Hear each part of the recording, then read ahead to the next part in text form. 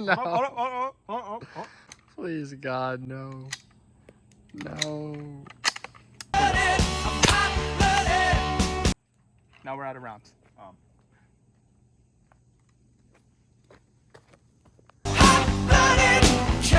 Welcome back to Cushard Guns and Armor. Today we are reviewing this Mossberg International 802 Plinkster.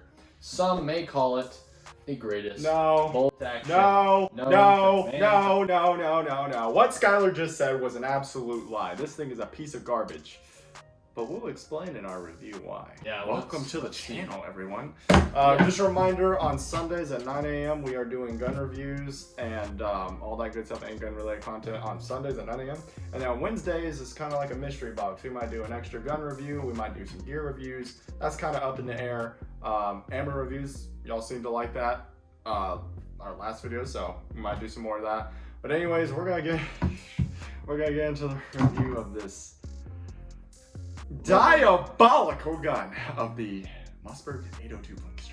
Boy. This beauty right here has an 18-inch barrel and an overall length of 37 inches. So the Mossberg 802 Plinkster is chambered in 22 long rifle. So the overall capacity of the magazine is 10+1, but you'll be lucky to get maybe 1 or 2, maybe 3. So this particular Mossberg 802 Plinkster has adjustable fiber optic iron sights while also having a 4x20 scope on here. The overall weight of the gun is 4 pounds, leaving it almost lighter than the Rossi RS-22. So the Mossberg 802 Plinkster is overall, on paper, a really good gun. Except if you get the one that we have, which we're gonna kind of go into it just briefly before we start shooting. In the shooting segment, you're gonna see a whole bunch of, how should we put this? Mistakes or just absolute distasteful shooting. It's horrific. We didn't even get to show you on camera because we fixed it before, so you'll just have to take our word on it. But this scope came completely crooked.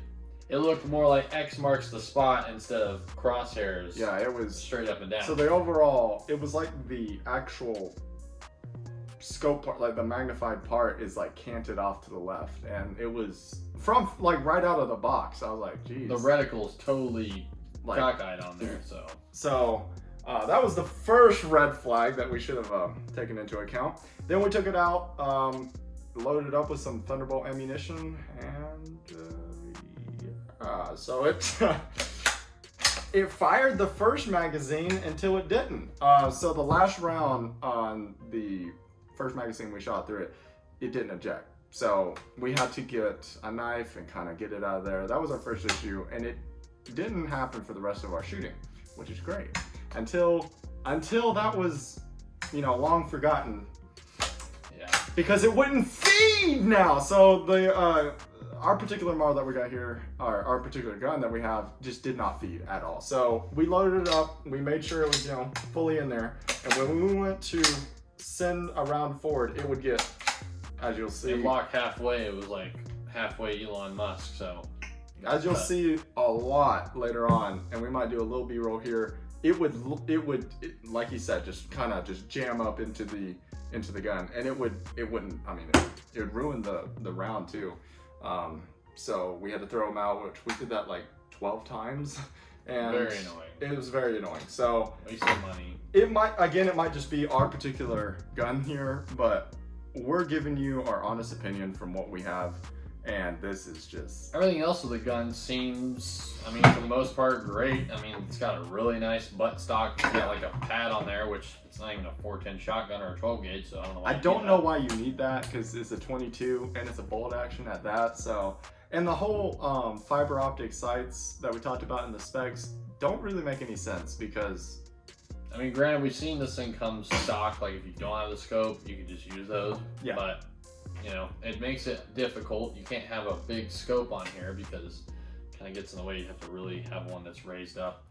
So I don't recommend getting the scope variant of this particular gun, but I think that's enough ranting. I think we just need to show you what it's like, what we're talking about on the range. So let's get right into it. So we're out on the range with this Mossberg International 802 Plinkster. We got our trustworthy Thunderbolt ammo. This baby works well on pretty much all of our firearms, and it's pretty cheap bulk ammo, so why not? But we're gonna test how this thing works, see if it functions the way it should. So here we go.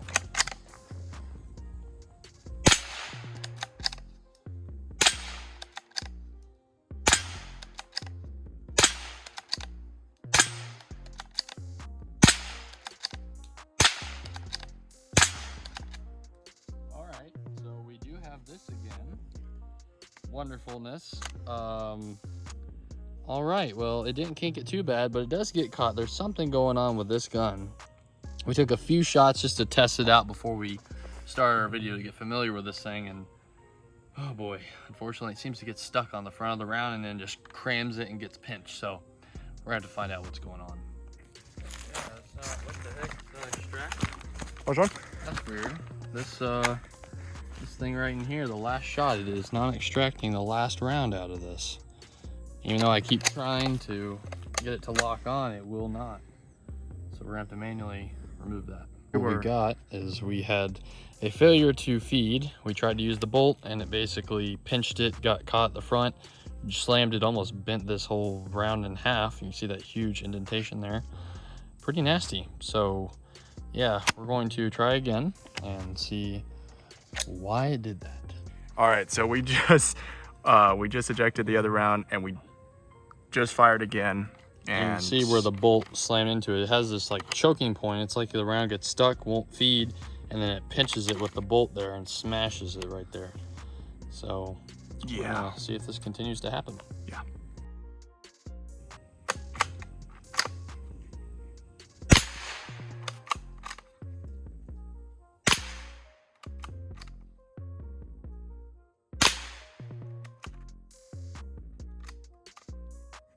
That was my mistake, everyone.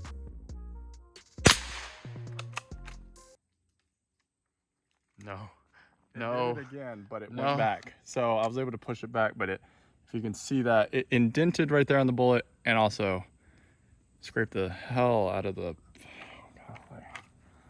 Mama.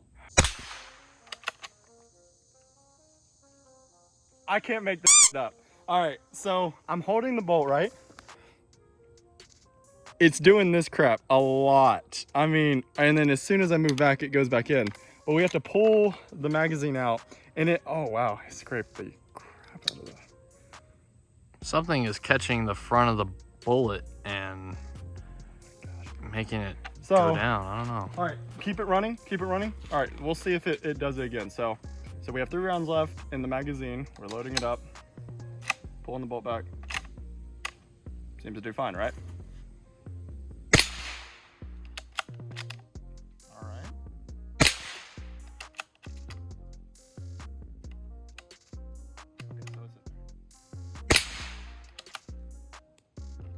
We just don't know what's going on. So when we go to, imagine I just shot and we go to pull back.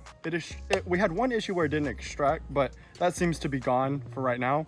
So when we extract and then go to load another round in, the bullet gets jammed between the, on the magazine and going into the actual barrel. So it's kind of pinching it and almost it gets stuck in the middle of feeding and just gets slammed, pinched, and kinks the bullet. Probably 7-8 times now, and we just got back from the gun store.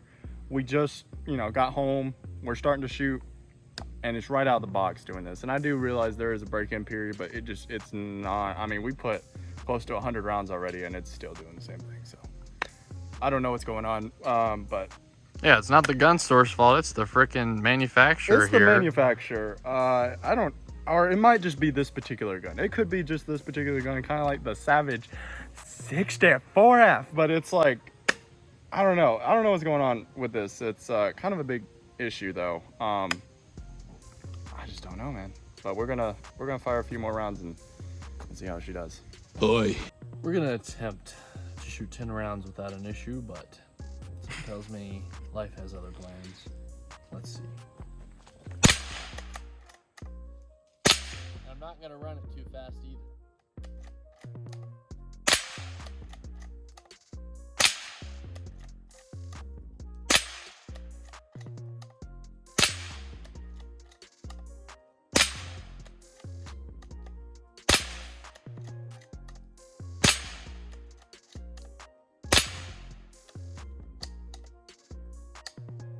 It's a miracle. We shot 10 rounds. How in the world is this possible? So, just to let everyone know, pretty much almost I think we did one other mag that did flawless. But pretty much every single mag we have shot, which is around, 9 or 10 magazines now, at least one had an issue, maybe even 2 or 3 issues. And our first mag testing out of this thing, in total, ever firing this gun, we fired all 9 rounds completely fine. Fired the 10th one fine, but when we pulled back to extract the round out, it was stuck in the chamber. So it was just stuck there. So we couldn't get it out, had to get a knife and get our way out of there. So it's like it went from one problem to another one. It's like, oh my gosh, can we please fire this thing correctly? But anyways, we'll just end the video, I guess, right? Ah! All right, so that is the conclusion of the 802 Plinkster. Obviously, yeah, there's not really much to say, honestly. Besides, you saw us shoot it, you saw how it functioned. Overall, it's got a great magazine release. The magazine itself seems great. I don't know if we mentioned this before, but this is actually, out of the 22s that we've shot, it is the most expensive, coming in at around $201. Now, that was from Dahlonega Armory, and typically they have the cheapest prices that I've seen around, so it might be even more. And do I recommend that? No, I don't. I really don't. It's not the gun store's fault, obviously. No. It's the manufacturer's. Nothing to do with Dahlonega. It might just be our particular gun that I've said that like probably 50,000 times in this video, but this particular, we have to review what we have. This particular one just did not. You could have a really expensive firearm. It's really well made, and you're gonna have flukes of every kind of gun. So, but enough talking about the just gosh awful gun. Let's talk about something actually important and really good.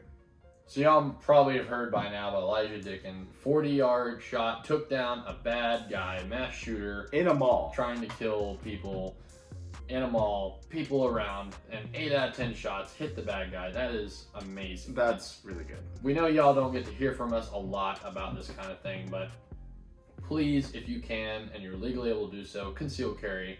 Elijah Dicken is that hero that is just a role model for what we would hope to do. He didn't wake up that morning thinking, oh, today's the day where I'm going to have to save countless amount of people's lives. No, it could happen any day, any time.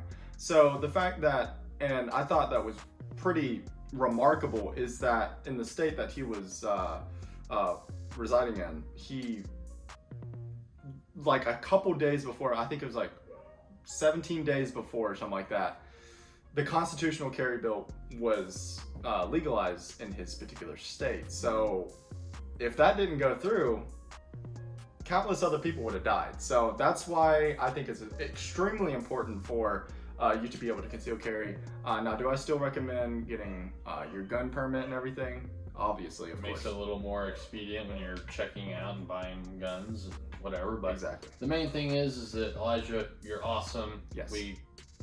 You did a great job. You're probably never going to watch our video because we're so small, but if you do, thank you for being a hero when everyone else was, everyone else is scared, but you were so brave that you took it upon yourself to take down the guy and do it so effectively. I don't know if I could have done that, honestly.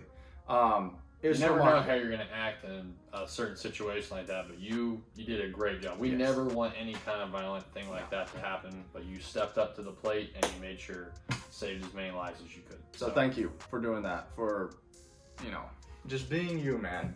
And that's going to do it for this video. So we hope you enjoyed. Comment down below if you've had the same issues with the Mossberg 802 Plinkster, because if you have, I feel so bad for you. But anyways, that's pretty much it. So yeah, I think we'll just close it out now because I'm done talking about this stupid gun. See y'all. Let's have some fun. I don't wanna be just another face in the crowd. Keep it quiet when this voice inside was meant to be loud. Sick and tired of these people trying